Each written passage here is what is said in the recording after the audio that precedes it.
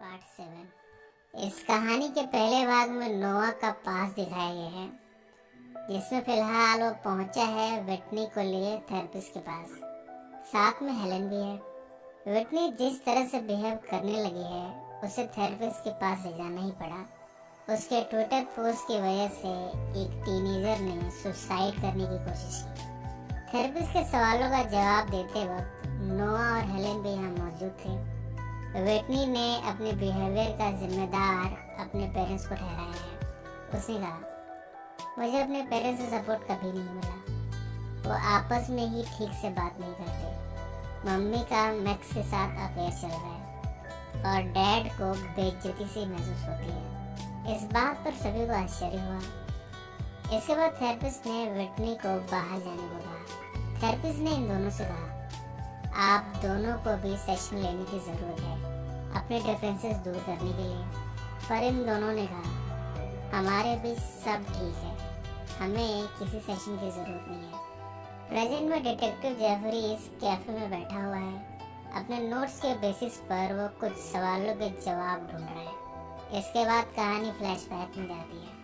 नोआ जब विटनी और हेलन के साथ वापस घर आ रहा है थेरेपिस्ट से मिलकर, तब उसने कहा, हेलन, अब हमें वापस ब्रुकलिन चले जाना चाहिए।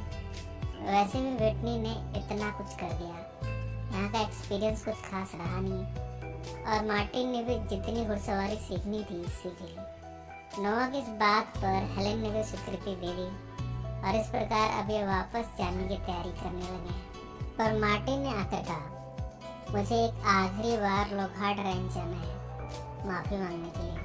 नोआ ने पूछा, किस चीज़ की माफ़ी? मार्टिन ने इसका जवाब दिया, मैंने उनकी घोड़ी को खुला छोड़ दिया था जानबूझकर। मेरी वजह से उन लोगों को परेशानी हुई है, इसलिए। नोआ तो ये चाहता है कि मार्टिन एक खत लिखकर माफ़ी मांग ले, पर हेलन ने कहा, उसे अपनी गलती की जिम्मेदारी उठाना सीखने दो। इसके बाद नोआ मार्टिन को लिए पहुंचा लोकहार्ट रेंज। यहाँ पहुंचकर मार्टिन ने कोल से कहा, मैं अपने किए की माफ़ी मांगता हूँ। कोल ने भी कहा, हाँ वाकई में बड़ी प्रॉब्लम हो गई थी, पर अब सब ठीक है। हमने उस घोड़ी को पकड़ लिया। कोल जब यहाँ से चला गया तब एलिसन आई। उसके चेहरे पर उदासी है। वो जानती है कि अब नोआ उसे छोड़कर जा रहा है। उसने पूछा, बस यही तक का साथ था। इस सवाल का बिना जवाब दिए नोआ मार्टिन को लिए चला गया। जाने से पहले नोआ ने एक खत छोड़ा है एलिसन के लिए उसकी साइकिल में। जब वो यहाँ से निकल ही रहा था कि ऑस्कर उसके पास आया। उसने कहा, मुझे मालूम है कि तुम्हारा और एलिसन का चक्कर है। मुझे सिर्फ $10,000 चाहिए अपना मुंह बंद करने के लिए, वरना ये सब कुछ तुम्हारी बीवी हेलन तक पहुंच जाएगा। नोआ ने कहा, इतने पैसे मेरे पास तो नहीं है। पर ऑस्कर बड़ा जिद्दी है।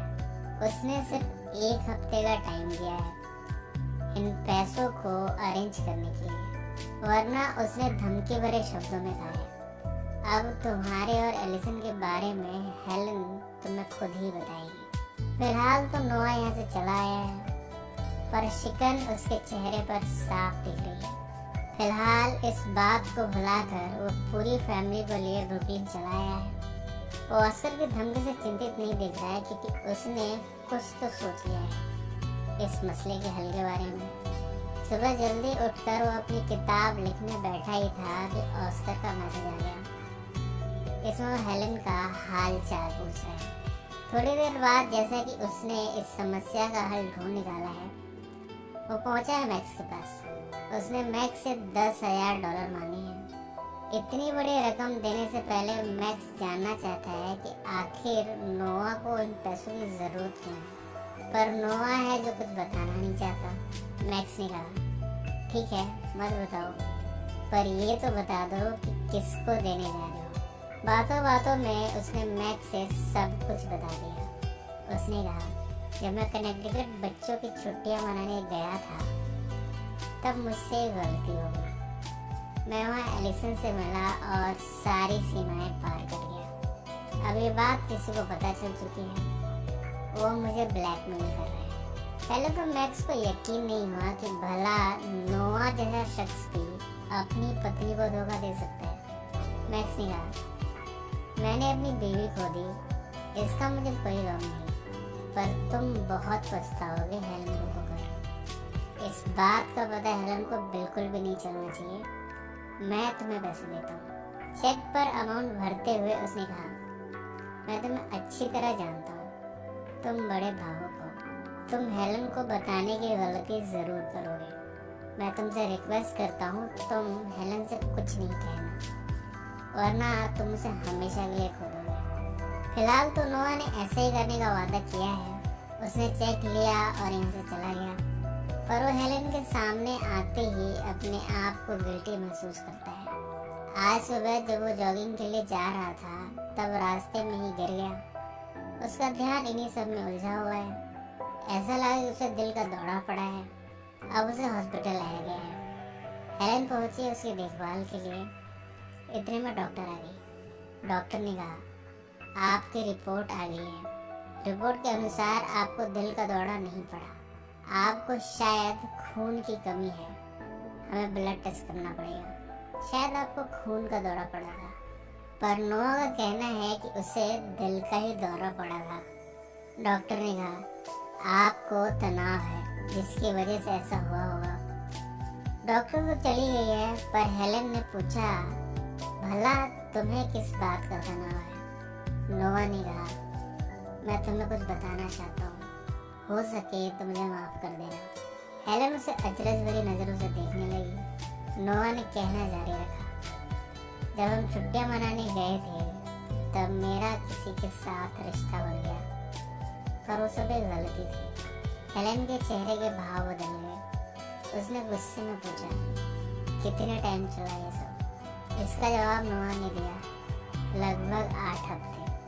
हेलन उस लड़की का नाम जानना चाहती है, पर नोआ बताने को तैयार नहीं।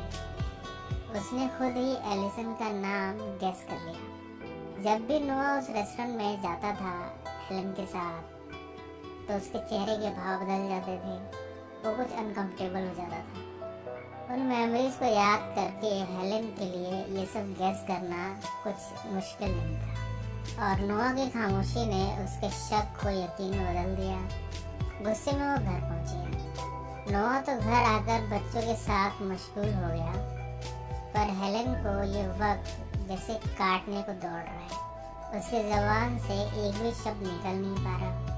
रात को जब बेडरूम में दोनों एक साथ थे, तब हेलन से माफी मांगते हुए उसने कहा, जो कुछ भी हुआ उन सब के लिए मैं अकेले जिम्मेदार नहीं। तुम हमेशा मुझे ताना मारती थी और मुझे ये एहसास कराती थी कि मैं अपनी लाइफ में एक फेलियर हूँ।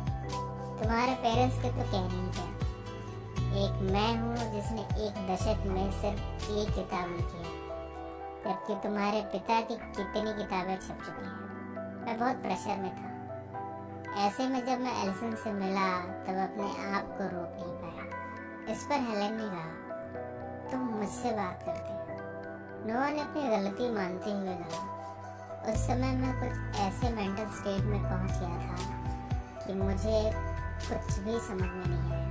उस समय सिर्फ एलिसन थी जो मुझे सुकून देती थी। मैं उसे सब कुछ शेयर कर लेता था, अपना फेलियर भी। हेलन इस समय रोने लगी थी। नोआ उसे करीब जाकर उसे गले से लगाने की कोशिश कर रहा था, पर हेलन उससे दूरी बनाने की कोशिश कर रही थी। फिलहाल वो सो गई है। नोआ ख्यालों में डूबा हुआ है। इतने में ऑस्कर ने फिर से मैसेज किया है नोआ को, जिसमें उसने हेलन का हाल चाल पूछा है। गुस्से में नोआ ने उसे फोन किया और कहा, मैंने खुद ही उसे सब कुछ बता दिया है, अब तुम भाड़ में जाओ। ऐसा कहकर उसने फोन काट दिया और इसके साथ ही मैक्स का दिया हुआ चेक भी फाड़ के फेंक दिया। अब कहानी का दूसरा भाग यानी एलिसन, जिसमें हमें एलिसन का फ्लैशबैक दिखाया जाएगा, पर उसके पहले प्रेजेंट में detective Jefferies the and club में पहुंचा है। नोआ ने अपने स्टेटमेंट में ये बताया था कि वो कभी भी दी एंड क्लब नहीं गया, बस यही बात कंफर्म करने वो पहुंचा है। यहाँ उसने दी एंड क्लब के बोर्ड की पिक ली है। अपने रिकॉर्ड के लिए। इसके बाद वो क्लब के अंदर गया। या उसने रिसेप्शनिस्ट से रिकॉर्ड चेक करने को कहा कि कहीं नोवा नाम का शख्स यहाँ आया तो नहीं था, पर रिसेप्शनिस्ट ने चेक करने के बाद कहा नोवा नाम का कोई भी शख्स यहाँ नहीं आया। इसके बाद जेफरीज को थोड़ी हैरानी हुई है और वो यहाँ से चला गया। अब कहानी फ्लैशबैक में जाती है। नोवा के जाने के बाद अब एलिसन काफी उदास है। उसने तो नोवा के लिए सब कुछ छोड़ने की भी सोच ली थी, पर उसने एलिसन का साथ ही नहीं दिया। अब वो ऑस्कर के यहाँ से जॉब छोड़ चुकी है। वो अपना बाकी का हिसाब लेने पहुंचे ऑस्कर के पास, पर उसने उसे बेइज्जत करके उसे यहाँ से जाने को कहा। अपनी साइकिल लिए वो कोल की माँ के पास पहुंची। जो खत नोवा एलिसन के लिए छोड़ गया था वो दरअसल कोल की माँ चेरी लॉकहार्ट के हाथ लग गया है। उन्होंने एलिसन से सच पूछा, पर एलिसन की खामोशी देखकर वो सब समझ गई।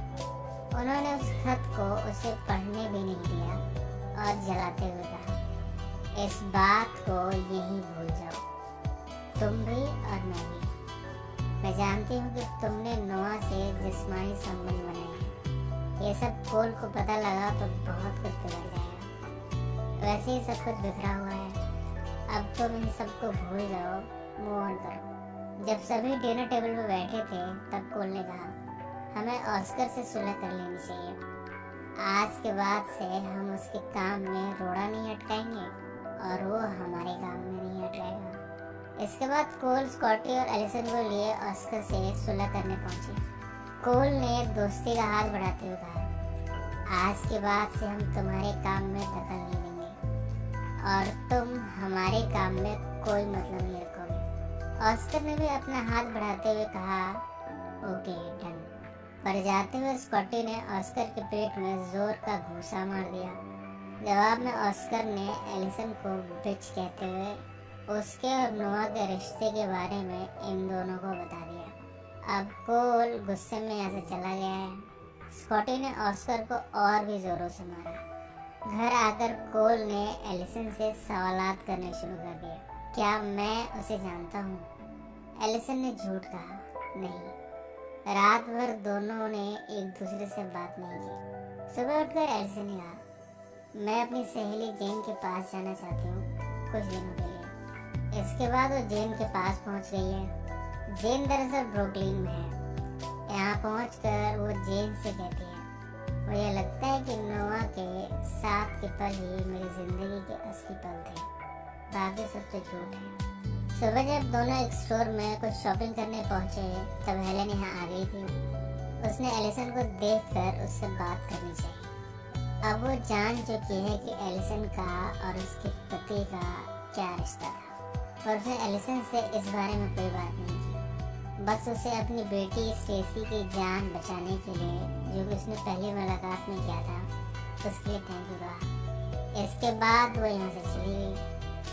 यहाँ से जब एलिसन नोआ के घर से गुजरी तब उसने दूर से ही खिड़की के उस पार देखा। घर में नोआ अपने परिवार के साथ व्यस्त है। ये देखकर एलिसन उदास हो गई। कहाँ तो अपने आप को नोआ के साथ देखना चाहती थी, पर ये क्या हो रहा है। नोआ ने भी खिड़की से एलिसन को देख लिया। उसने खिड़की पर पर्दा डाल दिया। एलिसन उदास चेहरा लिए यहाँ से चली आई। जेन के रेजिडेंस पर कोल आया हुआ है। उसने कहा, कोकीन गायब हो गई है जो हमने जमीन में दफनाया था। हो सकता है कि जिस शख्स के साथ तुम रंगरेलियां मना रही थी वही सब में शामिल हो। एलिसन ने कहा, मैं उसे अच्छी तरह जानती हूँ, वह ऐसा नहीं कर सकता। वो एलिसन से उस शख्स का नाम भी जानना चाहता है जिसकी खातिर एलिसन ने उसे धोखा दिया। उसने जोर देकर उसका नाम पूछा। एलिसन ने कहा, वो नोआ था, मार्टिन का बाप। कोल ने उसे घूरते हुए कहा, पर क्यों? एलिसन ने कोई जवाब नहीं दिया। दोनों अब यहाँ से जाने लगे हैं। रास्ते में कोल बैठ गया। एलिसन को भी बैठाया। कोल अपनी दास्तां बताने लगा। वो कहता है, मैंने अपनी जिंदगी में कभी खुशी महसूस नहीं की, हमेशा दौड़ता रहा। जब मेरे पिताजी की मौत हुई तब मैं गिनती करता था, 1 से लेकर 100, फिर 1000, फिर 2000, 3000। शायद मेरी तकलीफ कम हो जाए। फिर जब हमारा बेटा मरा तब भी मैं ऐसा ही करता था। कई बार तो गलती से गलत गिनती कर बैठता था, पर यही तरीका था अपना गम कम करने का। एलिसन उसके और भी पास आई और कहा, मुझे माफ़ कर दो, मुझसे गलती हो गई। शायद वक्त के साथ साथ कोल एलिसन को माफ़ कर देगा। जब ये घर पहुंचे हैं तब हॉस्पिटल में हाल को ले जाया गया है। हाल कोल का सबसे छोटा भाई है। हाल से भी बड़ा भाई है कैलेब लॉकहार्ट। वही फिलहाल हाल को हॉस्पिटल ले आए हैं। हुआ कुछ यूं है कि कोकेन का कुछ माल जो अब बिक नहीं पा रहा, हाल सेल्स को ही बेचना चाह रहा था। उन्होंने उसे बहुत मारा है और इस क्रम में कैलेब उस हॉस्पिटल ले आया है। यहाँ पूरी लॉकहार्ट फैमिली है। कोल को भी अब एलिसन का पहले दिया हुआ सलाह सही लग रहा है। जब तक ये फार्म रहेगा ऐसे हादसे होते रहेंगे। उसने कहा, हमें ये फार्म बेचना होगा। उसकी माँ ने इसका विरोध किया और कहा, हमें $100,000 का घाटा हो चुका है, हम पीछे नहीं हट सकते। कोल ने कहा, माँ, आप खुशफहमी में रहना छोड़ दीजिए कि सब ठीक हो जाएगा। इसमें और घाटा ही होगा, बल्कि हम और भी मुसीबत में फंस जाएंगे। उसकी माँ तो बैंक से लोन लेने को भी तैयार है, पर कोल नहीं मान रहा। अब वो इस फार्म को नहीं रखना चाहता। वो एलिसन को लिए वापस अपने घर चला आया है। इधर जेफरी उस दी एंड क्लब से बाहर निकल रहा है। उसे अभी भी कुछ सवालों का जवाब चाहिए। इसी नोट पर कहानी का ये हिस्सा यही समाप्त हो जाता है। फ्रेंड्स, इसके आगे की कहानी हम अगले पार्ट में डिस्कस करेंगे।